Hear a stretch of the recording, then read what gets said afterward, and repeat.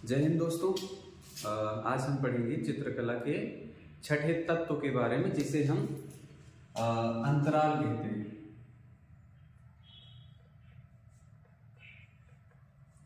अंतराल कहते हैं, स्पेस या फिर इसे हम कार्य क्षेत्र भी कहते हैं। तो कार्य करने का जो विभाग होता है, जहां पे हम अपना कार्य संपादन करते हैं, वह हमारा कार्य क्षेत्र हो जाता है। अगर हम किसी पत्थर पर चित्र बना रहे हैं तो पत्थर हमारा अंतराल हो जाएगा। मेरा कार्य करने का क्षेत्र पत्थर है, दीवार है, कागज है, मतलब वो हर चीज धरातल पे जिस पे हम अपनी कृतियां तैयार करते हो उसे हम अंतराल कहते हैं, उसे हम कार्य क्षेत्र कहते हैं। ठीक है, उसे हम स्पेस भी कहते हैं।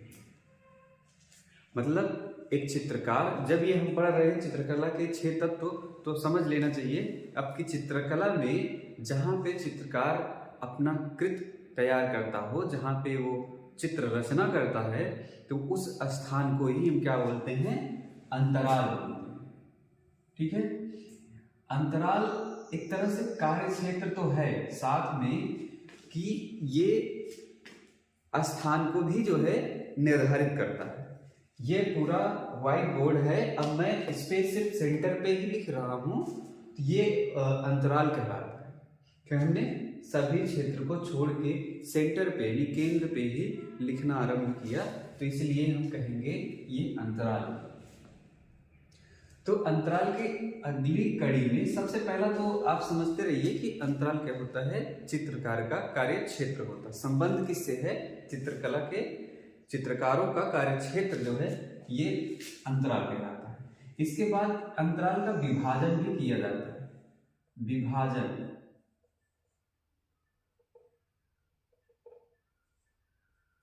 विभाजन तो विभाजन 2 तरीके के होते हैं।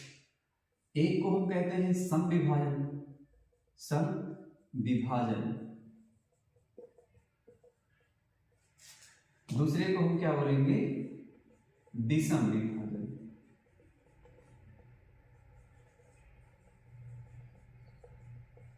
ठीक है, अब दोनों में अंतर क्या है? एक में ही हम दोनों अंतर बता देते हैं। जैसे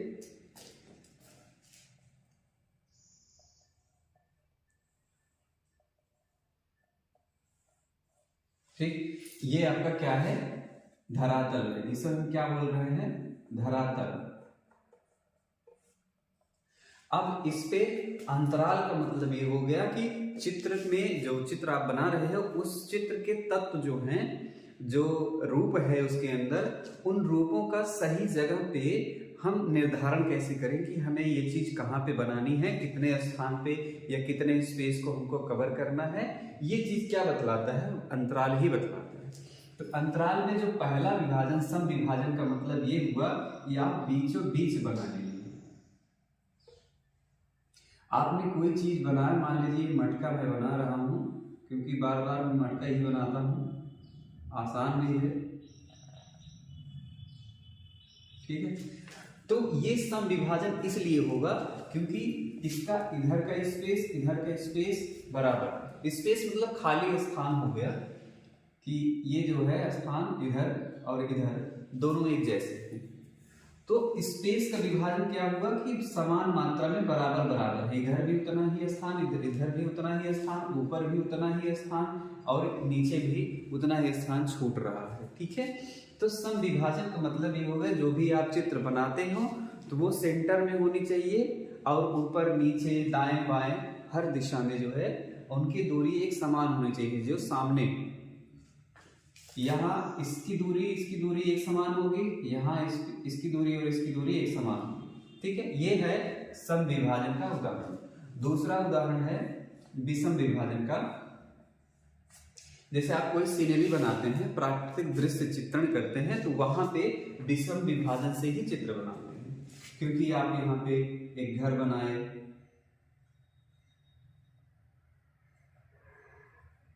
ये घर बन गया, फिर आप यहाँ पेड़ बना दिए,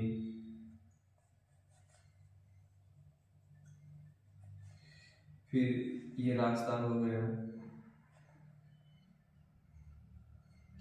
फिर यहाँ भी आपने पेड़ बना दिए।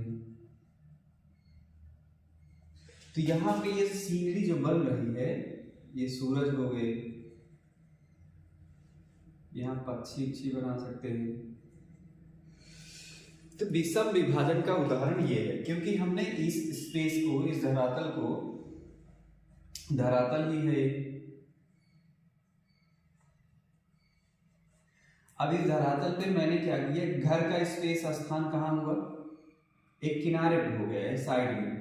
अगर हम इसको सीधे सीधे अगर बांटे तो ये जो है घर इधर साइड में ज्यादा जा रहा है और खाली स्थान यहाँ पे ज्यादा बच रहा है।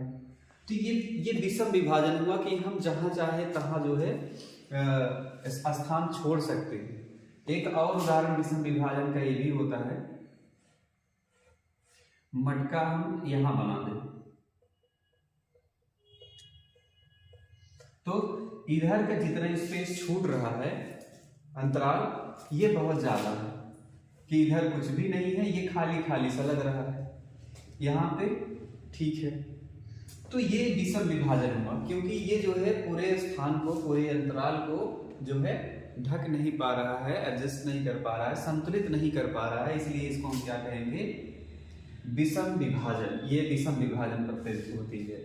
जब आप कोई फोटो वगैरह खींचते हैं, कैमरे से भी खींचते हैं या फिर मोबाइल फोन के कैमरे से खींचते हैं, तो वहां पे क्या करते हैं कि आप लोग एक साइड में किसी के चेहरे, पोर्ट्रेट साइड में अगर आप फोटो खींचते हैं तो साइड में क्या होता है कि चेहरा आता है और सामने की तरफ काफी ज्यादा स्थान छूट जाता है, तो बड़ा अच्छा लगता है क्योंकि आप यहाँ पे आप थॉट्स लिख सकते हो, यहाँ पे आप जो है किसी के कोटेशंस को लिख सकते हो, ठीक है, यहाँ कुछ अपने मर्जी से कुछ संदेश लिख सकते हो यहाँ सामने। तो इसलिए इस विषम विभाजन की जो पद्धति है वर्ग अंतराल में, तो वहां पे हम क्या करते हैं कि ये उचित माना जाता है, अच्छा भी लगता है।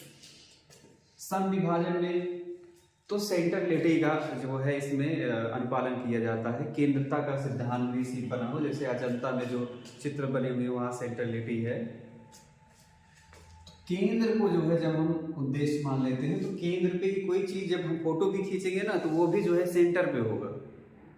कोई वस्तु जो मुख्य ऑब्जेक्ट होगी वो सेंटर पे ही हमेशा होगी। फिल्मों में जो है कैरेक्टर रोल अदा करते हैं तो उसमें जो भी फोटो क्लिक होती हैं तो उसमें देखेंगे तो सेंटर में कौन होगा, मुख्य पात्र जो होते हैं उन्हीं की जो है फोटो सामने होती है, वो भी फ्रंट पे होती है, केंद्र पे होती है।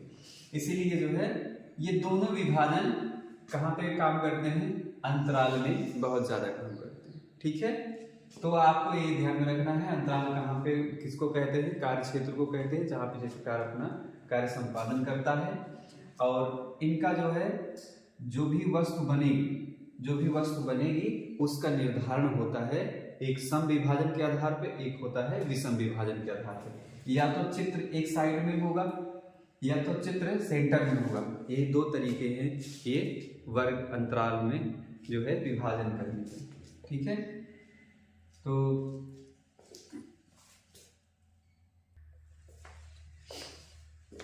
यहाँ पे अंतराल का मतलब हो गया स्पेस मतलब स्थान होता है, कार्य क्षेत्र होता है। यहाँ पे आप समझते रहिएगा, स्थान भी कह सकते हैं इसको, वो भी खाली स्थान कह सकते हैं। स्थान जो खाली हो उसको हम क्या कह सकते हैं, स्पेस कह सकते हैं, अंतराल बोल सकते हैं। तो यहाँ पे जो है आप देख रहे होंगे कि इधर साइड में कुछ भी नहीं बना हुआ, तो स्पेस ज्यादा बचा हुआ है। ये विषम विभाजन का जो है एक उदाहरण है। अब इसमें देख रहे हैं इधर साइड में और इधर साइड में दोनों जगह में समान मात्रा में जगह बच रही है, स्थान बच रहा है, स्पेस बच रहा है, अंतराल बच रहा है, कार्य क्षेत्र इधर बच रहा है, तो फिर हम इसको कहेंगे सम विभाजन, ठीक है। आई होप ये वीडियो आपको समझ में आ गया होगा। ये एग्जाम में पूछा भी जाता है कि अंतराल से संबंधित सिर्फ दो ही चीजें पूछी जा सकती हैं कि स्पेस क्या है, अंतराल क्या होता है, और दूसरा प्रश्न बन सकता है कि इसके विभाजन भी कितने प्रकार का होता है, ठीक है। या भी ये भी पूछ सकते हैं कि चित्रकला में कौन सा विभाजन सबसे उत्तम माना जाता है, ठीक है। उत्तम कौन सा माना जाता है, विषम विभाजन, ये वेरी वेरी इंपॉर्टेंट है। ठीक है, विषम विभाजन सबसे अच्छा होता है। चलिए फिर मिलते हैं नेक्स्ट वीडियो के साथ, तब तक के लिए जय हिंद, धन्यवाद।